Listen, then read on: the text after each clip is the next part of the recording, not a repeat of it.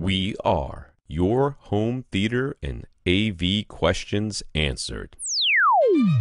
This is AVRant. Want your home theater or AV question answered by Tom and Rob? Send it to question@avrant.com. Welcome to another edition of AV Rant. I'm Tom Andry, and I'm here with Rob H. This is AV Rant. It's your home theater and AV questions answered.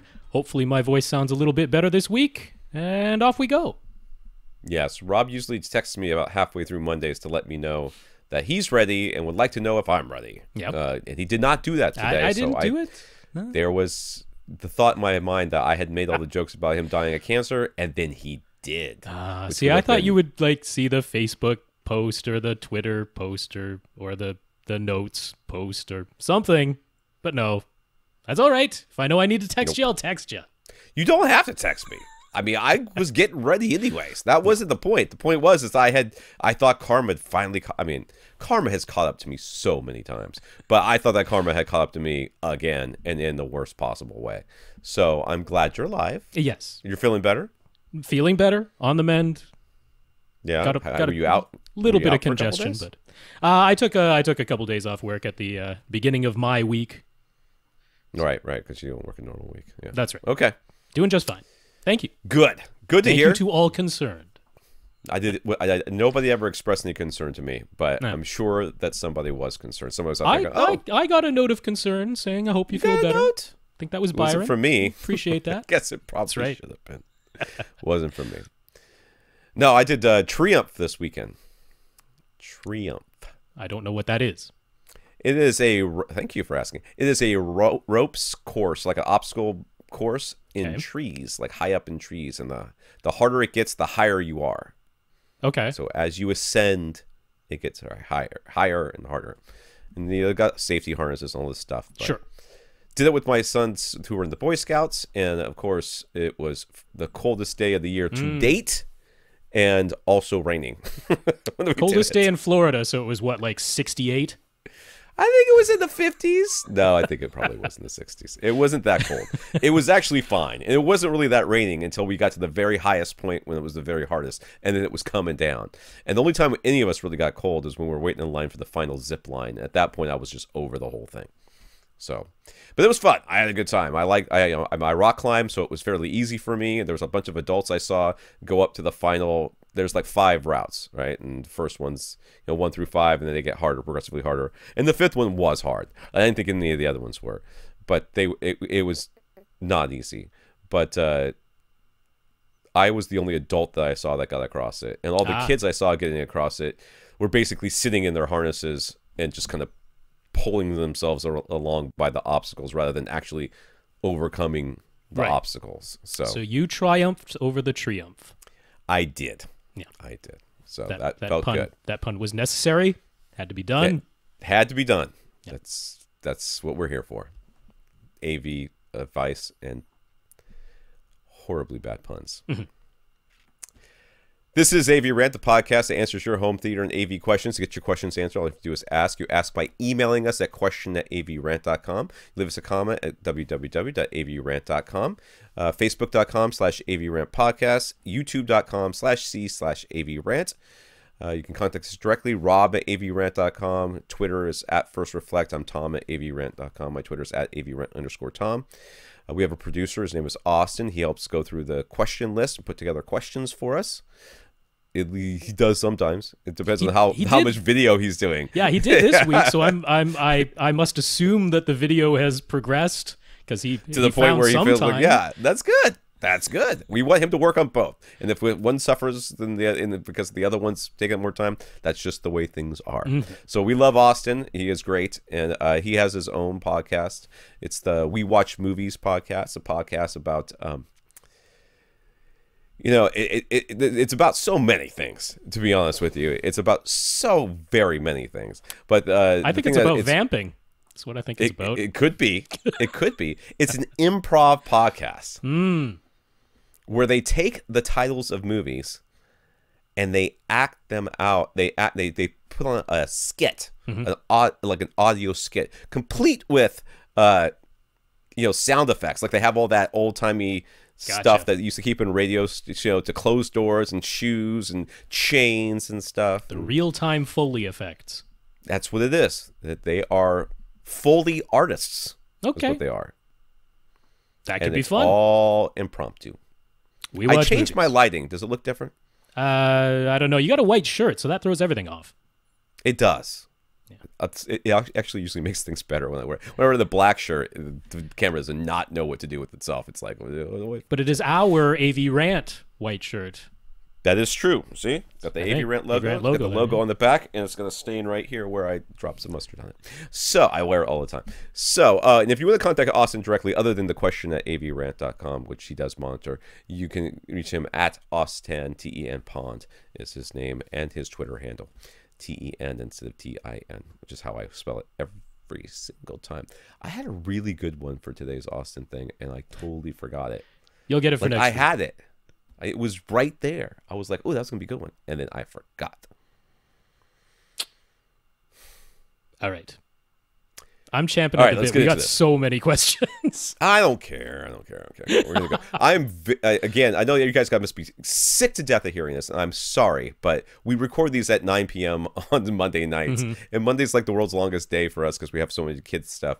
And then usually we're taking care of all the things we didn't get done on the weekends. And Christmas is coming, and it's like I've had 55 seconds in the last 2 weeks to talk to my wife about anything at all, much less Christmas. So we're just burning the candle at both ends. So I'm trying. But we like we do every time. We'll start off with our thanking our listeners of the week. Our first listeners of the week, we want to thank. They went to www.avrant.com, clicked on the Buy Us a Cup of Coffee link, where they can leave us a PayPal donation. PayPal takes your credit card information, gives us the money, takes their cut out, and we want to thank once again, 2 weeks running, Tyson. So thank you, Tyson, for being our listener of the week on PayPal. Yeah, I want to thank Tyson. I don't know. We've had multiple Tysons writing to us, so it's possible it was different Tysons last week. Oh, I don't think so. Or very possible it's the same Tyson. Hold on. Oh, okay. You can see the last name, then we know it's the same. I can see his last name. name. Thank you, Tyson, regardless. Yes. Hold on a second. You go on with the other part. I'm going to look up and make sure this is the right same Tyson. So we also want to thank our Patreon patrons. If you go over to patreon.com/AVRant podcast, you can sign up for a recurring monthly donation to the podcast. Minimum amount is $1 per month. We got a whole Patreon news update thing we got to dig into, but yeah, we got 39 patrons right now. That's up from 36 last week. And in particular, Barry, Carl, and Weldon mentioned that they are patrons. Yeah, somebody asked, like, why don't you read out everybody's name? And it's because we don't actually see everybody's name. I think there's like a threshold, because one time you got an alert that somebody said a donation, but that was like the highest donation we ever got. I don't really know. Every once in a while I get alerts, and sometimes I don't get alerts. Okay. It's sort of a thing. It is the same Tyson, unless it's the guy that has the exact same four-letter last name. It's impossible. It's a different regardless thing. If you are a patron and you want to hear your name, just let us know. Let us know you're a patron. We'll say your name on the podcast. Simple as that. Yes. Honestly, I think I could probably go look it up and try to figure it out. But the reality is, if you really want your name said, just let us know. It's an email from you, and it gives us sort of permission to say your name, which I guess I don't necessarily need, but I kind of prefer it. I kind of prefer you telling me, hey, you know what? I'm a patron. I don't mind you mentioning it. There we go. We'll mention it to you. I also thought of giving the list to Austin or Rob and having a flash up a thing at the end of the video or something like that, but whatever. It's not that big of a deal. Too much work. Thank you, all of our patrons. So we really do appreciate it. That money from them and from our PayPal donations goes into our coffers to help pay for all the stuffs, the hosting and the equipment and the occasional programs that we have to buy to make this podcast work when something stops working, like Minicam. Yeah. So all of that. One of these days, I'm going to have to buy Reaper. I mean, the guilt will get me eventually. You've been evaluating now for half a year. For 6 months now. There's somebody over at Reaper whose job should be just to send you an email with their face, with the disapproving look on their face, like, really? Still evaluating? Really? And then I would totally do it. But anyways, well, I will buy that pod. I think it's a $50 program too. So we also want to thank our other listeners who have supported us in other non-financial ways. We want to thank Greg. He bought a pair of Focal Superbirds from Accessories for Less on our recommendation. He loves them. And he let Accessories for Less know that he heard about them from us. And Tyson, this is the same Tyson, Okay. Wrote to HSU, or she, I think that's how you say it, she, to let them know that we recommended them to him. Yeah. So I don't know if that means he purchased them or not, but thank you, Greg, and thank you, Tyson. Thank you, Greg. Thank you, Tyson. We appreciate you letting retailers and brands know that we're sending you their way. Yeah, that's All the right. right pronouns. Yeah, it sounds right. So in the news, Patreon has changed, and this has been all over the internet, so you've probably heard of this, but this is the breakdown, okay? Their fee structure is changing. What does it mean? It means they get more money, generally speaking. Well, they definitely get more money. Sometimes you're paying more than you donated. And you should know this because you're donating to this podcast. I don't want you to think that we have anything to do with this. So this is going to start December 18th, which is in a week from when we're recording this. This especially affects those who donate small dollar amounts per month. Before, if you pledged $1 a month, you were charged $1 a month, and all the fees were taken out of that dollar, typically leaving about 75 cents to maybe 85 cents for us.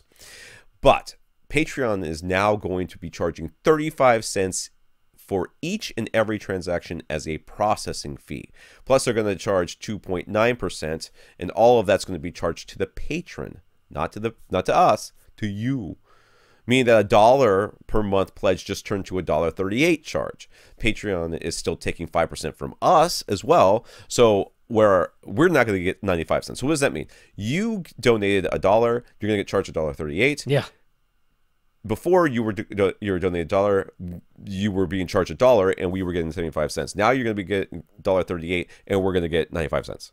So we get more, Patreon gets more, you get charged more, which is not what if they had given me the option. Yeah, I would have said anybody who is receiving donations from Patreon, right. Nobody wants this. Nobody. No. Look, if you're donating $100 a month to somebody, an extra 35 cents probably isn't going to turn you away. But if you're donating $1 or $2, a 35-cent charge on top of that to you, the donor, that's ridiculous. Yeah, that's insane. So I mean, people are making a fuss about this. Hopefully Patreon will respond the way they ought to. I mean, even if they need, like I was just saying to Tom before the podcast, like, if you go to the corner store and you buy something small with a credit card, a lot of places will be like, we got to charge you 25 cents as a processing fee because that's what Visa or MasterCard charges us. And it's like, okay, that's part of the deal. Now, I get that. Maybe that's happening to Patreon. They're like, we got gazillions of $1 a month charges. Visa's charging us whatever, or MasterCard or Amex or whatever's charging us. So we have to pass that on to somebody. It's like, okay, so why don't you just create a thing where you go, if you want to donate $1 a month, we're going to charge you semi-annually or annually so that we're not getting dinged 25 cents every single month for $1 charge. Like, do something smarter than this. This is ridiculous. So I'm not happy about it. Let Patreon know. Yeah. Yes, you guys let Patreon know, because certainly from our end, I'm not interested in you guys being charged anything more than what you have. And if that means we get less, I'm okay with that too.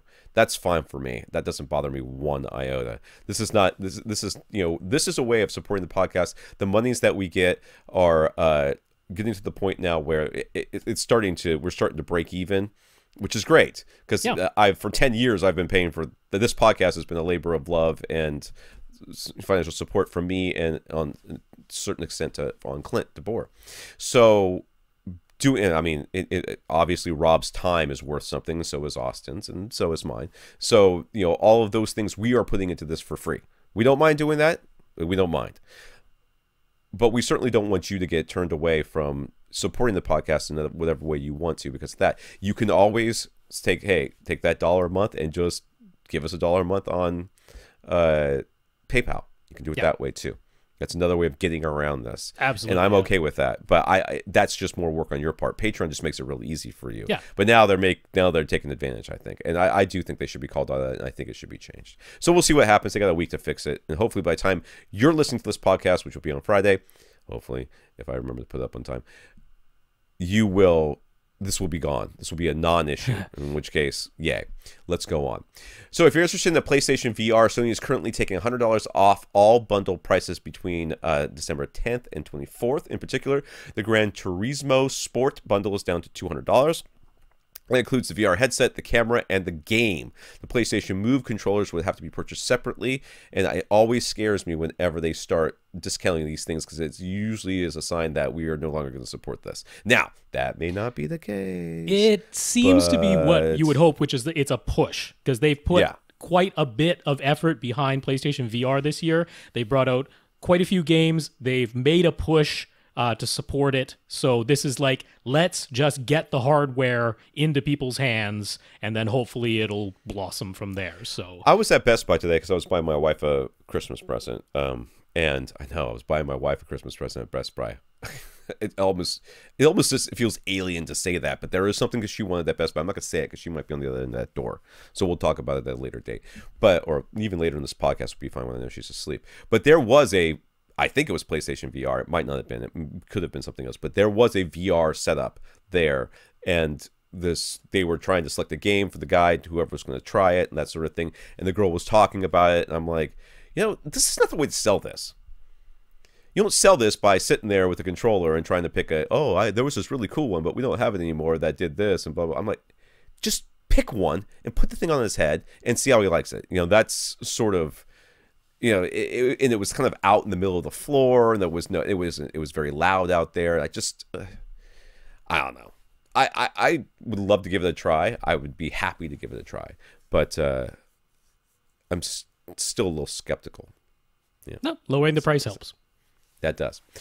tvOS 11.2 for the Apple TV 4K is out, and they've added a match content settings option within the video and audio settings menu. You can individually select to match the original dynamic range and the original frame rate of the content, rather than everything being converted to HDR and one frame rate, which was originally the case with the Apple TV 4K.